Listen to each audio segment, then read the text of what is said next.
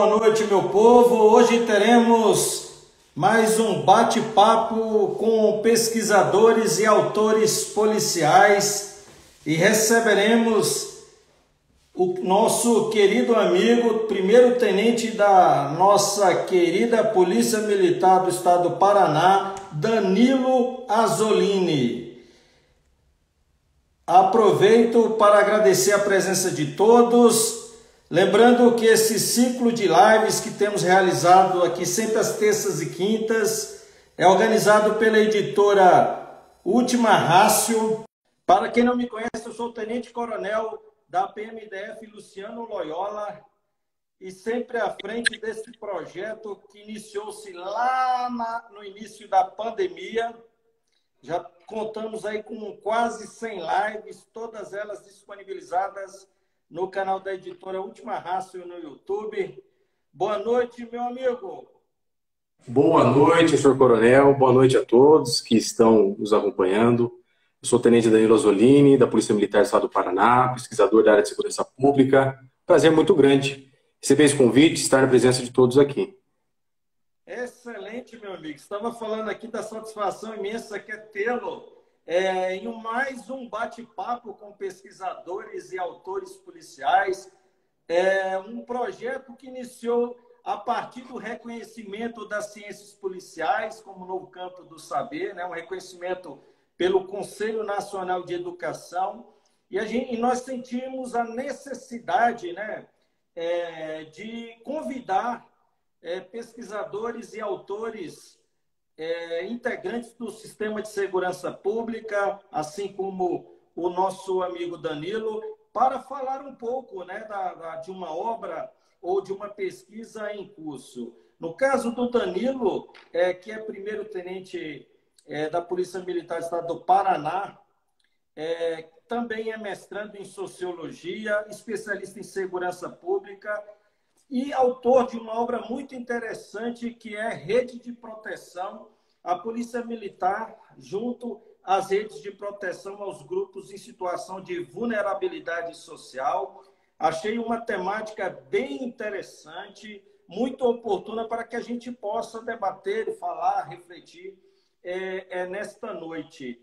Seja muito bem-vindo, Danilo. Lembrando ainda aos nossos seguidores que a nossa live ficará disponível ad eterno no nosso IGTV e também no canal da editora Última Rácio. Como eu estava falando, lá temos outras 100 lives que tivemos a oportunidade de realizar nesse período de pandemia, sempre falando de assuntos como o de hoje, falando de ciência policial, de segurança pública e áreas correlatas, sempre com um convidado integrante do sistema de segurança pública brasileiro e também parlamentares que, de certa forma, se dedicam à causa da segurança pública. Hoje recebemos aqui o nosso amigo Danilo Azzolini, que nos falará sobre uma obra que eu julgo de fundamental importância, especialmente para aqueles que acreditam na prevenção social da violência e da criminalidade. Azzolini é mestrando em Sociologia, e uma área muito interessante. Eu tenho vários amigos policiais que são ou mestres ou doutores em Sociologia. Todos nós sabemos, né, Danilo, como sofremos ataques por parte de alguns colegas antropólogos, sociólogos, algumas críticas, às vezes, muito ácidas em relação à segurança pública, à atividade policial. Temos muitos policiólogos de plantão, né, os especialistas em segurança pública, que não conhecedores, né, do chão de fábrica, da realidade da segurança pública, sempre se apresentam como críticos, né, analisando ações da polícia. E fico muito feliz em perceber como o Danilo, né, um tenente, no começo da sua jornada, já se dedicando aos estudos da sociologia, para que possa apresentar, tanto para os colegas da sociologia, como também para a sociedade de modo geral, uma nova perspectiva a respeito das questões sociais que afetam as forças de segurança pública. Falo com muita segurança porque também sou doutor em Direito, mais precisamente em Sociologia Jurídica. Me interesso muito pela Sociologia, mas, obviamente, sou muito crítico dos nossos colegas sociólogos, antropólogos, que, sem conhecer um pouco da realidade da segurança pública, reproduzem críticas, às vezes muito desarrazoadas e muito ácidas a respeito das forças de segurança pública. E temos aqui o exemplo do Danilo, né? um pesquisador na área, que tem utilizado o seu curso para alterar, mudar a realidade da segurança pública no estado do Paraná. Danilo, nós viemos aqui, nós estamos aqui para ouvi-lo, para que você possa falar um pouco da sua obra. Fique muito à vontade, aqui um bate-papo informal, né? E a gente vai tentando construir uma reflexão a respeito desse seu trabalho. Como eu disse, eu julgo de fundamental importância, tendo em vista a necessidade de políticas de segurança pública pautadas na prevenção social da violência e da criminalidade. Bom, que introdução maravilhosa, Coronel. Eu gostaria só de iniciar minha fala, fazendo uma complementação a esse ponto. E muitas vezes, né, eu sou um dos grandes defensores dessa sistemática, dessa metodologia que chamamos de rede de proteção, né? E um dos pontos centrais, nevrálgicos dessa metodologia é justamente sempre estabelecermos o diálogo entre entidades, entre instituições e entre pessoas que apresentam visões diferentes, muitas vezes, sobre a mesma coisa. Eu até estava fazendo, esses dias atrás, uma live com uma refugiada venezuelana para falar sobre questões relacionadas à xenofobia, preconceito e discriminação, e uma frase foi mencionada, né? Uma frase do Leonardo Boff, catarinense, onde ele diz que o ponto de vista nada mais é do que a vista de um ponto. Então, muitas vezes, aquilo que nós observamos de um modo, nós temos que levar em consideração que outra pessoa está em outro ponto, né, e pode interpretar de outra maneira. E nós temos que enxerga o mundo com suas lentes, né, literalmente. Exatamente. Por isso que é sempre importante nós termos esse respeito, essa consideração com outras instituições, outras pessoas, em todas as áreas das nossas vidas, né, que pensam diferente da gente.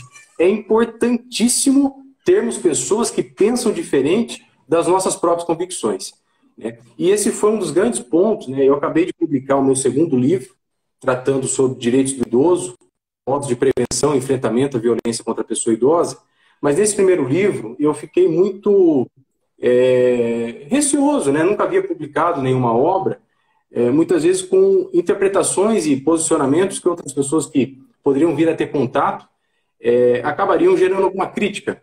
Mas, de toda forma, eu vejo que quando em determinado diálogo, em determinado debate, alguém apresenta um argumento, uma fundamentação diferente da minha, com base, eu estou absolutamente disposto a mudar minha convicção. Karl Popper fala muito sobre isso, né? Para ele, a ciência só pode ser considerada ciência se é passível de refutação. E isso é algo muito importante. Nós temos sempre que levar em consideração a visão do outro, respeitá-la. E Djamila Ribeiro fala isso no livro dela chamado Lugar de Fala, em que todos temos lugar de fala através da posição que nós ocupamos dentro desse complexo social que chamamos de sociedade. Bem, Danilo, perfeito a sua introdução. Eu poderia só fazer um ponto de situação, porque eu não poderia deixar de passar essa oportunidade. E até falo isso com muita propriedade e muito à vontade, em virtude da minha formação e em virtude até da temática que eu escolhi para a minha tese de doutorado, que foi mediação policial, o emprego das forças de segurança como instância mediadora de conflitos. E, obviamente, tem como muito importante a necessidade de que a polícia, em virtude do seu papel, em virtude da sua capilaridade, intervenção no dia a dia da sociedade e dos cidadãos, ele está inserido nesse social e ele necessita participar dos debates, né, que ocorrem naquelas questões, e aí eu menciono que praticamente são todas que envolvem a segurança pública.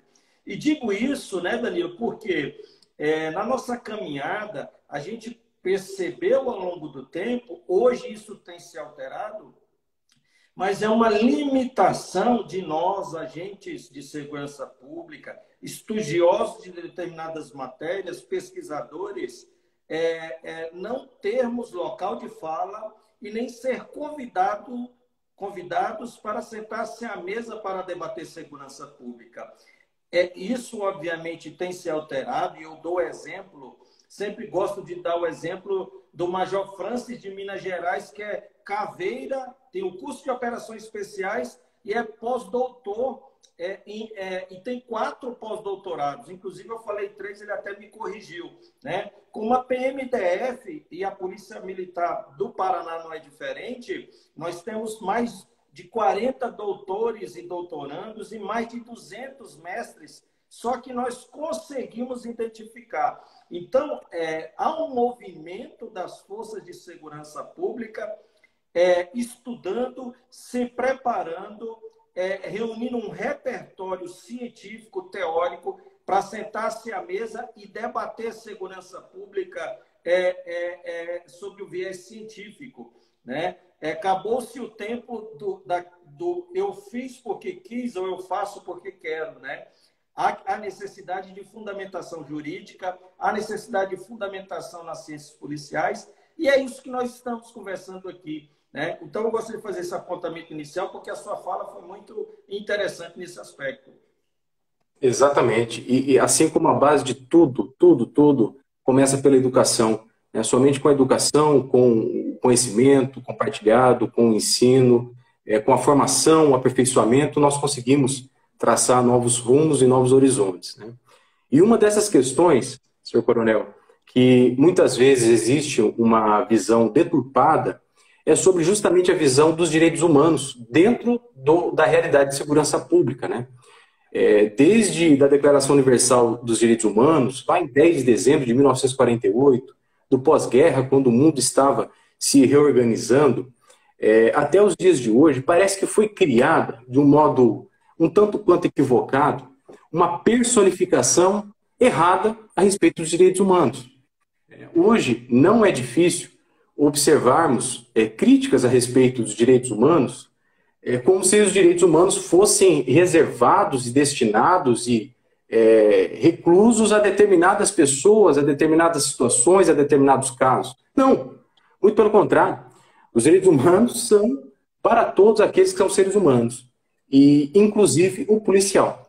Então, quando nós batemos nessa tecla, quando nós frisamos a respeito da proteção dos direitos humanos, e o meu livro é um livro sobre direitos humanos, de minorias sociais, e qual o papel da Polícia Militar como promoção, como protetora dos direitos humanos a esses grupos, nós temos que fomentar cada vez mais essa correta conceituação e motivação dogmática a respeito dos direitos humanos.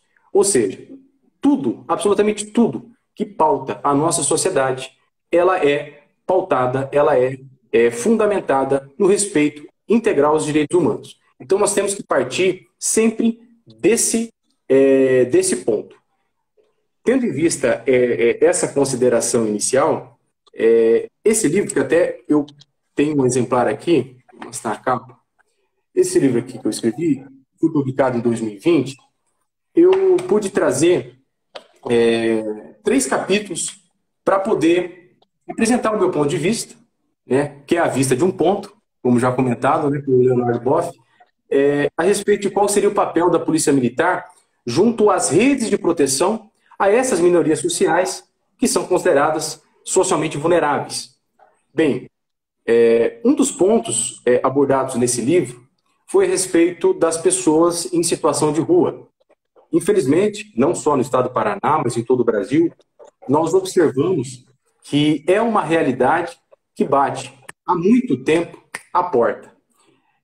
Foi feito um estudo no ano de 2018, aqui na cidade de Londrina, que fica no norte pioneiro do estado do Paraná, a respeito da população em situação de rua da cidade. E foi identificado, senhor coronel, numa cidade que à época deveria ter um pouco mais de 500 mil habitantes, chuto dizer 515 a 520 mil habitantes, foram identificados quase 1.000 pessoas em situação de rua. Um número que, proporcionalmente a outras cidades, até mesmo de maior porte do que a cidade de Londrina, era um número um tanto quanto desafiador. Um quantitativo que colocava de modo imediato as instituições e os órgãos responsáveis por colocar em prática políticas públicas, em especial os órgãos, né, do executivo, para mudar essa realidade, né? E aos poucos eu fui tomando conhecimento, fui estudando, fui tendo contato com esses estudos voltados às pessoas em situação de rua, né? Por exemplo, eu até comentei numa apresentação que eu fiz na Semana Jurídica de uma universidade há alguns meses. No último inverno aqui na cidade, em todas as cidades do Paraná, mas especialmente aqui na cidade de Londrina, tem a Operação Noite Fria, né? Inclusive, o soldado Romualdo, um grande abraço. O soldado Romualdo, um dos maiores policiais militares da Polícia Militar do Estado do Paraná. Foi feita essa operação Noite Fria. Nessa operação, o grande intuito, o grande foco dessa operação era justamente fornecer abrigos para que essas pessoas que estejam em situação de rua pudessem ser acolhidas e pudesse haver uma prevenção com relação ao frio e a casos que, infelizmente, ainda em 2021, foi observado ao longo do país de pessoas morrerem por hipotermia. Muitas vezes por uma falta de articulação pública, muitas vezes por uma dificuldade, um entrave em os órgãos não trabalharem como uma engrenagem única, que possui uma única finalidade, que é fornecer aos cidadãos, que é fornecer a todos os seus direitos constitucionalmente elencados. E, graças a Deus, não tivemos nenhum registro de pessoas falecidas. Veja, essa rede de proteção, ela somente traz benefícios. Daqui a pouco eu vou falar um pouco mais especificamente sobre as características dessa rede. Mas, principalmente... Se me permite pontuar, aqueles que acompanham as redes sociais, né, de policiais, de polícias, não é raro nós, ainda mais em períodos, em épocas de frio, nós acompanharmos postagens de policiais preocupados, né, com essas pessoas em situação de rua, inclusive com campanhas de agasalho, levando agasalho para essas pessoas. Porque é importante que se diga, né, que em qualquer lugar do Brasil que você for, a polícia militar diuturnamente está nas ruas, sentindo esse mesmo frio que esses moradores, obviamente dentro de uma viatura agasalhado, mas também sentindo o frio da madrugada. E se depara com situações como essa, que ocorrem na madrugada e que a sociedade, de modo geral, não toma conhecimento. Mas o policial, constantemente, ele passa a sua carreira entrando em contato, né, com essas, eu gosto de chamar dessas fissuras do tecido social, e tenta, na medida do possível, auxiliar essas pessoas. E, às vezes, tendo que cumprir a lei. Às vezes, é chamado a um local, um condomínio, em que tem um morador de rua que está deitado na entrada do condomínio por conta de uma coberta para diminuir o frio. E os moradores chamam a polícia para que retire aquele cidadão, né? Então, a polícia, ela, a todo momento, ela está nesse fio da espada, fazendo cumprir a lei e a ordem, sendo convocado pela sociedade para retirada dessas pessoas de determinados locais, né? Então, é uma atividade extremamente complexa. E fico muito feliz, obviamente, você não é o único, mas há colegas como você que se atentaram para essa questão e dedicam seus estudos para essa temática. E aí, dentro dessa observação, eu gostaria de ouvir você, agora ou um pouco mais para frente, você se manifestar a respeito do que fez você ter esse olhar mais atento a essas questões e dedicar os seus estudos.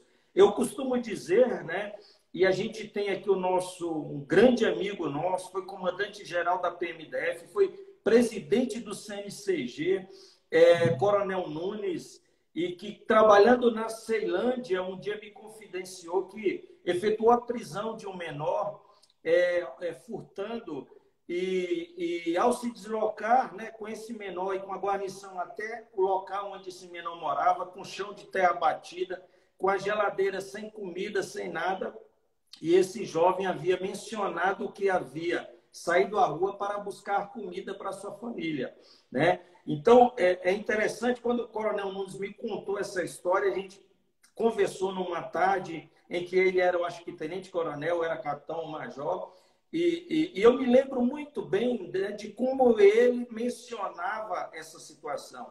E, obviamente, uma pessoa, quem conhece o Coronel Nunes sabe da sensibilidade que ele tem, a visão sistêmica que ele tem do ambiente, né? E o policial, obviamente, nem todos têm essa sensibilidade e até se espera, né? Porque imagina um policial 20, 30 anos tendo contato com essas fraturas, se ele não criar mecanismos de autodefesa, ele fica maluco, né? Então, eu gostaria de ouvir você falar um pouco também disso e, obviamente, está refletido no seu livro, que eu ainda não tive a oportunidade de ler, tive contato nas redes sociais. Quando eu olhei o tema, fui buscar o seu currículo, eu já percebi de plano, não havia ainda conversado com você, que a gente tinha um verdadeiro diamante que deveria ser dado publicidade a esse seu trabalho, meu amigo. Coronel, falando a respeito, então, desse ponto específico, é muito importante, quando o senhor utilizou um exemplo que não é incomum nós observarmos pessoas, principalmente da área de segurança pública, comentar a respeito disso. Quando, por exemplo, uma pessoa que esteja em situação de rua, ela acaba ficando em determinada praça, em determinado local, em determinado ponto específico, é um fato um tanto quanto equivocado destinarem, na minha visão é claro, estou aberto a visões contrárias, é um fato tanto quanto equivocado chamar a polícia militar para retirar essa pessoa de lá, né? Todos nós sabemos o princípio constitucional do nosso direito de ir e vir e ali permanecer. Seja o local público, todas as pessoas estão autorizadas a ir, a vir e ali permanecer. Então, em hipótese alguma, a polícia ou qualquer outra entidade pode forçar, obrigar qualquer pessoa que seja, mas nesse caso específico, as pessoas que estão em situação de rua, a serem retiradas, a serem expulsas de determinados locais. E isso existe um termo, né, que está em voga, muito mais aflorado para o estado de São Paulo, que chama aporofobia. Esse termo aporofobia é justamente estruturas e arquiteturas sociais, arquiteturas urbanas, criadas e maleficamente constituídas para expulsar justamente essas pessoas, né, que Paulo Freire e Mário Sérgio Cortella falam muito bem em seus livros, né, sobre a geração dos excluídos, né, de locais, muitas vezes porque simplesmente não querem ter contato com essas pessoas. E o senhor utilizou um termo que é um termo interessante, né? São fissuras dentro da estrutura social. E são fissuras, são muitas vezes até um pouco mais que fissuras. São abismos sociais de uma sociedade absolutamente desigual. Uma sociedade onde muitas vezes a desigualdade ela é a base da sua própria estrutura. Por isso que várias questões absolutamente negativas da nossa sociedade, elas são consideradas estruturais. E uma delas é o racismo estrutural. E se nós analisarmos a população em situação de rua, nós observamos, por mais que a população brasileira, conforme o IBGE, né, autodeclarado como de cor preta ou parda, assim considerados negros, gira em torno de 56%, nós vemos uma sobreposição de pessoas negras junto à população em situação de rua. E isso não é, em hipótese alguma, motivo, né, para considerar como o delito existente lá no final do século XIX de vadiagem, e há não tanto tempo atrás, ainda em voga na lei de contravenções penais, né, onde se punia, basicamente, a pessoa que não tinha emprego. Né? E, inclusive, é uma lei que, se eu não me engano, foi editada em 1889, no primeiro ano da República da Espada. E veja, e acima de tudo, unindo essas considerações, em hipótese alguma, pobreza é sinônimo de crime. E quando o senhor utilizou esse exemplo que o coronel comentou, da Ceilândia, de uma pessoa, de um menor que praticou ali um furto, praticou ali um delito para poder ter o que comer, né, nós observamos o próprio ordenamento jurídico, né, através das jurisprudências, muito bem consolidada pelo STJ e pelo STF, do princípio da insignificância e do furto famélico. Veja, é atípico um ato de furto de comida num supermercado. E isso existe por variados motivos. Mas os doutrinadores, juristas, entendem, né, em sua maior parte, pela minha leitura, que isso é uma forma de contrapeso a partir de um sistema social que é pautado na desigualdade, onde pessoas, pouco grupo de pessoas tem muito, e muitas pessoas têm muito pouco ou quase nada. Então, quando nós analisamos essa questão, e por isso que é tão importante nós dialogarmos sobre isso, principalmente com os policiais, esse policial que foi chamado por uma pessoa que tem discriminação, que tem preconceito, que por algum motivo pessoal simplesmente não quer ver aquela pessoa em situação de rua na frente da sua casa, porque não quer, e chama a polícia para resolver essa questão, como se essa questão tivesse algo relacionado à segurança pública, e não é um problema de segurança pública, é um problema social. E esse é um grande ponto quando nós observamos uma série de demandas direcionadas às forças de segurança que somente decaem para as forças de segurança porque lá atrás não tiveram o resguardo social que deveriam ter. Então, veja, são questões muito complexas de serem debatidas, mas que é muito importante o seu diálogo, né? Para que o nosso policial, para que as pessoas da sociedade, nós enquanto sociedade, nós como um corpo, uma coletividade social, nós possamos compreender que o nosso país é um país de minorias sociais. E cada minoria social exige uma gama de direitos específicos para a sua proteção e não repressão. Então, veja, também Danilo, nessa hora...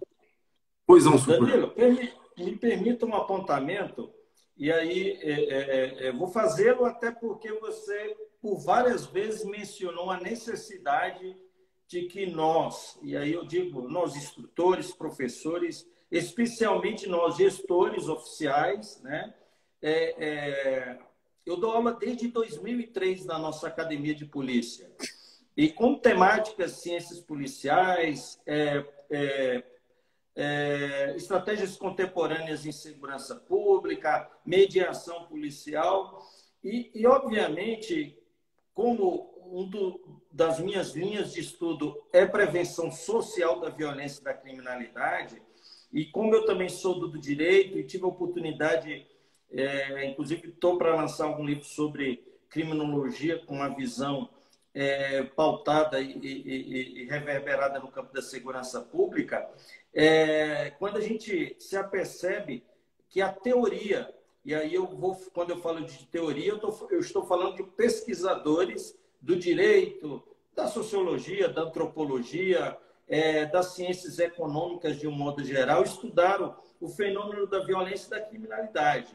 E quando a gente analisa esses estudos, e pautados, obviamente, em realidades concretas, né, com dados estatísticos, nós percebemos que esses números, essa teoria, ela caminha, não vou falar de forma diametralmente oposta, mas no sentido diverso do imaginário coletivo e do que pensa a sociedade e do que pensa o nosso policial, né? E aí eu vou fazer esse contraponto com a questão, e aí você falou de forma muito interessante, a questão dos direitos humanos. Infelizmente, na nossa cultura policial, o policial ainda não se apercebeu como sujeito de direitos humanos, por conta de obviamente, um direito, às vezes, um direito penal midiático, as identidades que foram formando esse profissional desde a academia, esse ethos guerreiro de combate à violência, ao crime, né? E, obviamente, comprando algumas ideias que são veiculadas nos meios de comunicação a respeito dos direitos humanos, a respeito do recrudescimento da ação policial, a respeito da tolerância zero. E eu trago uma perspectiva interessante, já mencionei aqui em alguma das nossas lives, uma pesquisa realizada pelo Datafolha, encomendada pelo Fórum Brasileiro de Segurança, se não me engano, em 2017, em que foi feita uma pesquisa e mais de 50% dos entrevistados acreditavam na expressão bandido bom é bandido morto, né? Concordavam com essa expressão. Então, nós temos uma sociedade que, de modo geral, ela concorda, pelo menos no ano de 2017, né, que bandido bom é bandido morto. Essa informação ela é veiculada pela sociedade e essa mesma sociedade exige que o policial ele dê aso a esse entendimento dessa sociedade. Só que quando o policial ele compra essa ideia, que ele vê assiste, né, na TV, ouve nos diversos meios de comunicação, é trabalhado nele, faz parte da sua identidade, ele atua tentando dar voz a essa sociedade. Só que, no primeiro momento em que ele exorbita das suas atribuições, e hoje temos celulares e câmeras para todo lado, essa mesma sociedade é a primeira, né, a crucificar o policial. Então, o policial ele sempre fica nessa corda bamba, né? Ele é chamado em situações para limpar, entre aspas, uma sujeira que a sociedade enxerga como sujeira, né? Então, o policial, e geralmente o policial militar, ele é chamado para atender a essas questões, né? E o policial tem dificuldade de explicar isso para o cidadão, como você mencionou numa situação como essa, porque o cidadão acha, acredita e vai reclamar, às vezes até vai para a imprensa mencionando que a polícia não fez nada, né? Às vezes, o policial vai lá, se condói com a situação, vai até trazer porque já aconteceu, já vi situações dessas, o cara vai em casa, busca um cobertor, busca comida e vai alimentar aquela pessoa. Eu já vi isso. Agora, você imagina o cidadão que ligou para o 190 chamando a polícia para tirar aquele indivíduo. O policial, ele, além de não tirar, porque o cidadão está exercendo o seu direito de ali permanecer, o policial traz um alimento. Agora, você imagina como isso é abordado pela sociedade, né? Por isso que é tão importante, quando nós falamos em formação em direitos humanos, essa formação ela ser social, ela ser de todas as pessoas da sociedade, né? O nosso policial, antes de ingressar na corporação, ele é uma pessoa da sociedade que nunca teve contato com a doutrina, o conhecimento, as técnicas, as táticas policiais. E quando ele entra nesta força, ele tem que manter o vínculo de ligação com aquele ente social que era antes de ingressar na corporação. Por isso que desde esse primeiro ponto, a formação em direitos humanos é tão importante, desde a educação básica. Desde a educação básica. E veja uma questão que até hoje tem dificuldade para ser colocada em prática, né? Acho que desde 2003, se não me engano, está nas diretrizes básicas de educação, a inclusão da disciplina de estudos afro-brasileiros.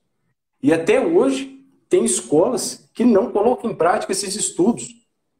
E forma, muitas vezes, uma pessoa, um adolescente, forma um adulto, forma um ser humano dentro desse conceito de formação educacional que não tem conhecimento, não teve contato com a história, muitas vezes, do seu próprio povo, do povo brasileiro. Veja, então, quando nós falamos em formação de direitos humanos, todas as instituições têm que ter uma formação continuada, né? Eu vejo que muitas vezes não basta somente uma disciplina no curso de formação. São questões, assim como outros treinamentos, outras capacitações, outras atualizações e nivelamentos profissionais, tem que ser feito de forma continuada para todas as instituições, principalmente aquelas que possuem um protagonismo público, mas também para a sociedade.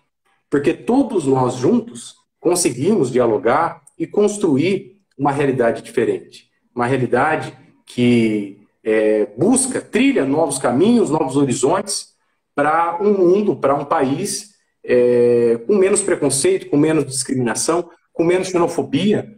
Veja, o terceiro capítulo do meu livro é com relação aos migrantes, refugiados e apátridas. Eu fiz uma live esses dias atrás com uma refugiada venezuelana que mora em Florianópolis atualmente, que não me engano está há 6 anos no Brasil, e ela veio ao Brasil por absoluta necessidade, em Boa Vista, inicialmente, e depois, por inúmeros casos, isso conforme ela relata, por inúmeros casos de xenofobia, de ameaças, e por falta de estrutura, muitas vezes, para poder se alimentar os seus próprios filhos, foi necessário sair para direção ao sul do país, em busca de trabalho, em busca de renda, em busca de condições mínimas de dignidade.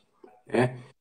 Então, veja, são questões extremamente complexas que, por vezes, nós não observamos serem pautas de um debate público intenso e um debate público que vai surtir algum resultado para a nossa sociedade.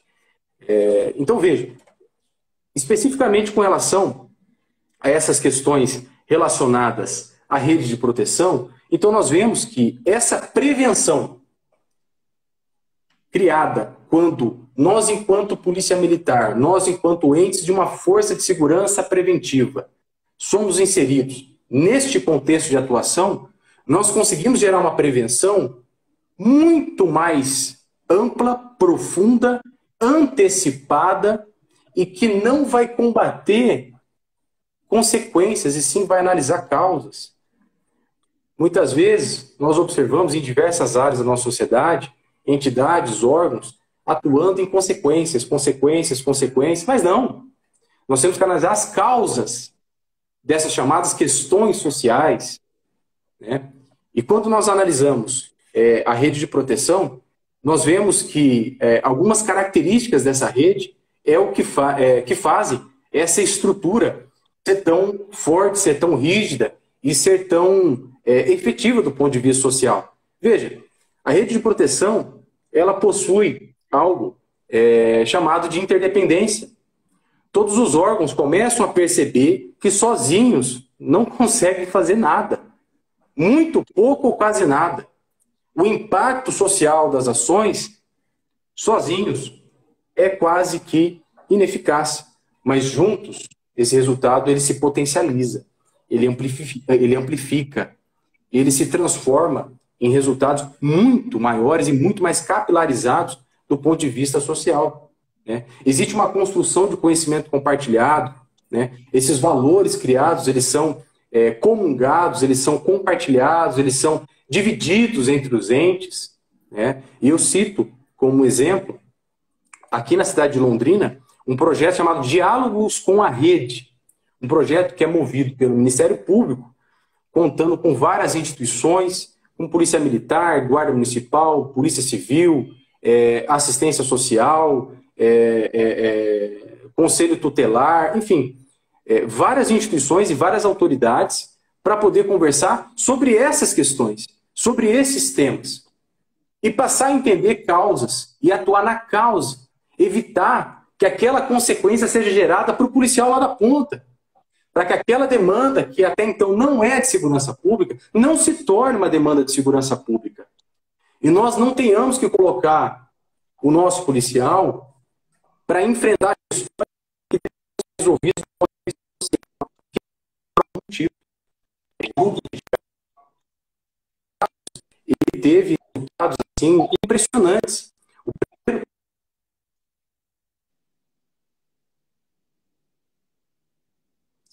Danilo, está cortando aqui a sua internet. Não sei se você está me ouvindo. Travou a imagem. Eu peço que talvez seja interessante, se você estiver me ouvindo, você sair e ingressar novamente. Pessoal que está nos acompanhando aqui, a gente estava aqui conversando, né? Travou a internet do Danilo e falando sobre uma temática muito interessante. E para quem entrou durante a live, né? Estamos aqui num bate-papo entre pesquisadores e autores policiais, um projeto da editora Última Ratio, em que a gente tem a oportunidade de ouvir colegas da segurança pública falando sobre suas pesquisas, seus estudos, sua obra. E hoje a gente está falando com Danilo Azzolini, que é tenente do Paraná, que escreveu um livro muito interessante sobre a polícia militar junto às redes de proteção aos grupos em situação de vulnerabilidade social. Ele estava falando aqui, a gente já está caminhando, inclusive, para os 15 minutos finais da nossa live. Deu um probleminha na internet, ele saiu, mas já ingressou aqui, e eu espero que ele consiga terminar os apontamentos dele. Seja bem-vindo, Danilo. Perfeito, perfeito. Então, veja, tivemos resultados muito positivos aqui na cidade de Londrina, nesse grupo de diálogos com a rede, né? Podendo ouvir e sermos ouvidos. Compartilhar conhecimentos nossos e receber conhecimentos compartilhados por outras instituições. E é essa riqueza de conhecimento que somente alcançamos através do diálogo, através da humildade, através de sentarmos um ao lado do outro e conversarmos sobre aquelas questões que têm reflexo do ponto de vista social. E uma questão uma característica que eu vejo que é a mais importante das redes de proteção é a horizontalidade. A horizontalidade faz com que as redes elas não tenham nenhum nível hierárquico entre elas. Com relação à horizontalidade, eu cito um exemplo normalmente, que é um exemplo muito fácil de compreender. Vamos supor que iremos fazer uma semana jurídica em determinada universidade. Nós juntamos alunos do primeiro, segundo, terceiro, quarto e quinto ano. Nós juntamos professores especialistas, mestres, doutores, pós-doutores. Nós juntamos entidades relacionadas com a área do curso de Direito, por exemplo, a OAB. Nós juntamos corpo docente, nós juntamos reitoria para conversar e analisarmos como nós vamos montar essa semana jurídica.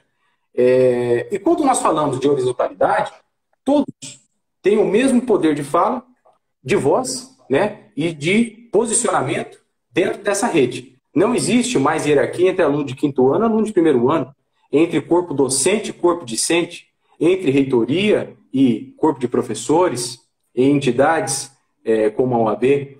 Todos têm direito de falar, têm direito de ser ouvidos, de apresentar o seu ponto de vista, que é a vista a partir de um ponto.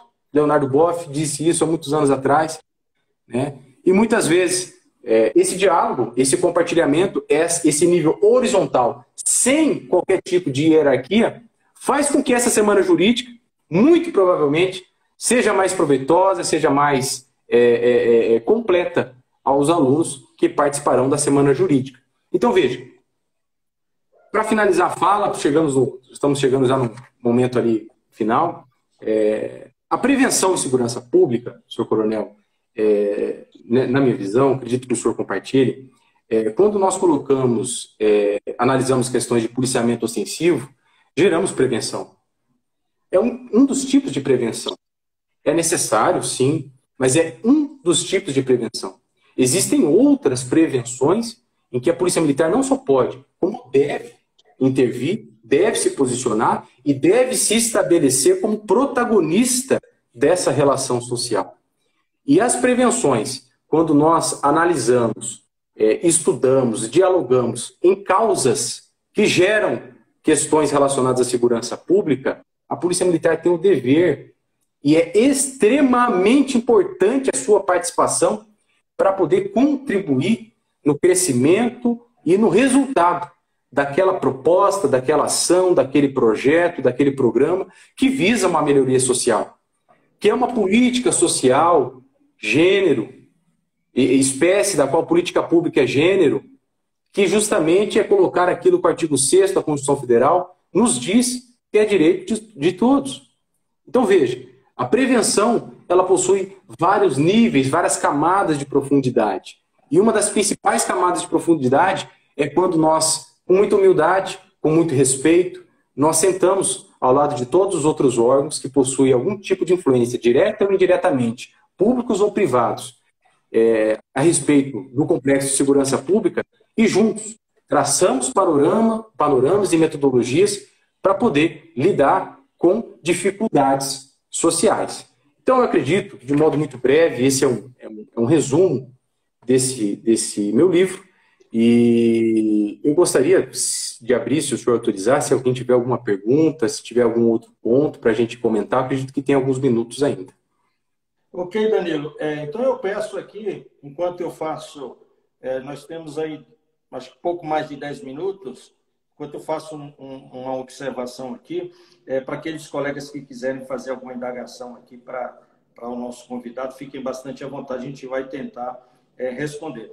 É interessante, né, Danilo, e como eu falei lá atrás, dessa necessidade de que as forças de segurança pública participem do debate de questões que afetam a segurança pública. E, como disse, várias são as questões. Nós temos que ser convidados a participar do debate.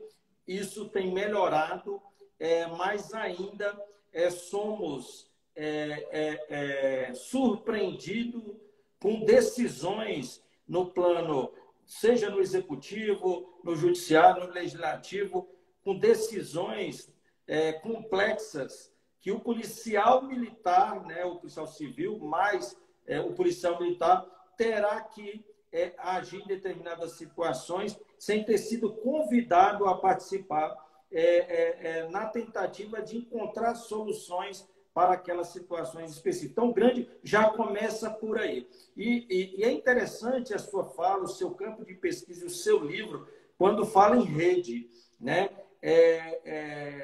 Você sabe muito bem, tira muito serviço de oficial de dia, eu já tirei bastante. Alguns colegas aqui, como o nosso querido amigo Major Pierre, que nos acompanham, também já tirou muito serviço de oficial de dia. Eu acho que ficou ficou 6 anos como aspirante, né, coitado, e tirou muito serviço de oficial de dia. E a gente percebe como nós temos contatos na gestão das ocorrências que acontecem no dia a dia, de situações em que, obviamente, naquele primeiro momento, houve uma atuação, né, dentro dos instrumentos possíveis para o policial militar naquela ocorrência. Geralmente é um registro de ocorrência, a comunicação central ao Copom, mas não há um desencadeamento com outros órgãos que são responsáveis e obrigados a atender aquela demanda.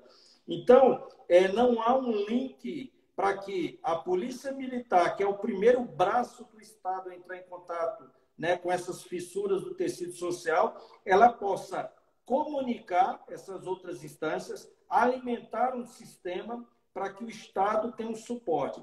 Eu sempre costumo dizer que o Estado, infelizmente, não aproveita a capilaridade e o raio de ação que as polícias militares têm no Brasil inteiro. Para se utilizar dessas forças, né? E eu sempre costumo dizer que o policial é um agente de pacificação social. Embora aprendemos na academia a nossa identidade, o ethos guerreiro do policial é algo muito latente, mas as pesquisas dão conta que mais de 80% das ocorrências são para situações de não crime, são para situações de mediação dos conflitos e daquelas situações que o Estado não está ali naquele momento para atender, e o policial está.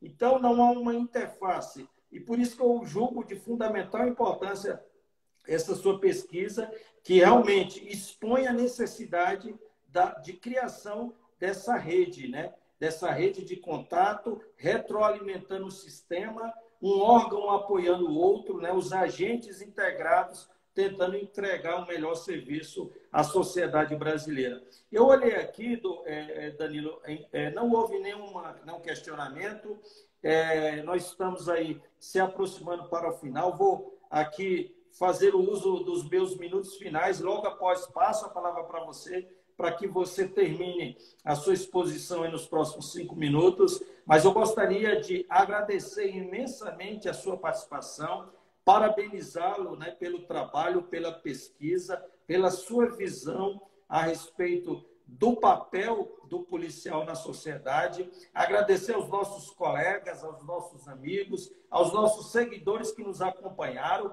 Lembrando que a nossa live ficará no IGTV. Fiquem muito à vontade para compartilhar a nossa live. Também estará disponibilizada, assim que editada, no canal da editora Última Rácio no YouTube. Estamos aqui com Danilo Azzolini, que é primeiro-tenente da Polícia Militar do Estado do Paraná.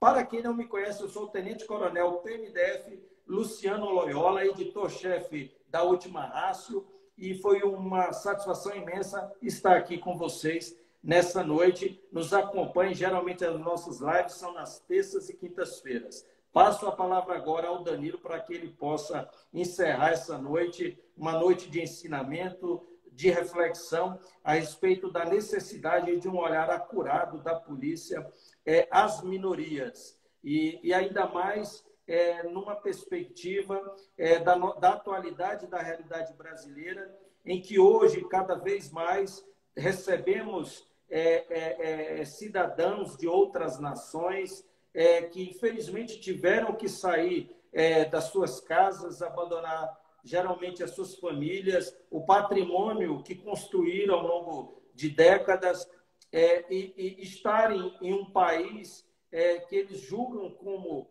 pacífico, receptivo, e que creio que as polícias, né, têm um papel fundamental de acolher. E eu acho que é o momento, né, aquilo que nós, como nação e povo brasileiro, sempre criticamos, né, de outras nações. Eu acho que é o momento agora da gente mostrar que nós temos um coração para receber aqueles que, infelizmente, têm que sair do seu país para tentar uma vida mais digna num país conturbado, num mundo conturbado como o atual. Danilo, fique à vontade, meu amigo. Sem dúvida, Coronel. É extremamente importante essa fala do senhor, principalmente se levarmos em consideração que, exceto os indígenas, que são os verdadeiros donos da terra que aqui estamos, todos nós somos migrantes. Todos nós somos formados por vários povos de vários países do mundo. Então, respeitar a pessoa migrante, inclusive, nós geramos o respeito com os brasileiros que estão em outros lugares do mundo, que superam mais de 3 milhões de brasileiros, né? Permitindo, dando exemplo para que outros países também respeitem os brasileiros que estão lá por determinado tempo, né, e de modo algum sofre qualquer tipo de preconceito ou discriminação. Afinal, todos nós somos migrantes. E, para finalizar, veja, eu gostaria de comentar, Coronel, a oportunidade que eu tive de conhecer o senhor, que é uma pessoa dentro do meio policial, do meio acadêmico, dentro do meio da pesquisa científica, um expoente, que foi no Seminário Internacional de Editores e Pesquisadores da área da Segurança Pública, ocorrido em Brasília.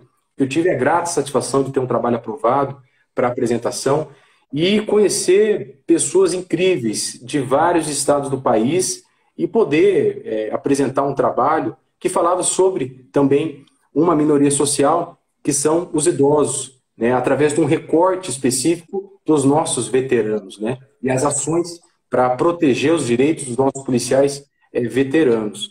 Então, para finalizar, eu só gostaria de agradecer, parabenizar o senhor pelo trabalho, pela trajetória de vida, pela carreira do senhor, e dizer que para mim é uma honra muito grande, acima de tudo, poder contribuir. Nem que seja com um grão de areia em meio a uma praia inteira, através da educação, através de compartilhar conhecimento, através de aprender, porque hoje aqui eu aprendi muito nessa conversa que eu tive com o senhor, e eu vejo que esse é o caminho. Essa é a trajetória, a partir da educação, a partir do ensino, a partir do diálogo, a partir do respeito de todos, e assim nós conseguimos, sem dúvida, né, traçar um futuro muito mais promissor para todos nós enquanto sociedade. Então fica o meu agradecimento e as congratulações ao senhor enquanto pessoa, enquanto profissional, enquanto pesquisador. Muito obrigado. Obrigado, Danilo. Um forte abraço, meu amigo. Fosse honra. E até breve. Até breve. Um grande abraço. Tchau, tchau.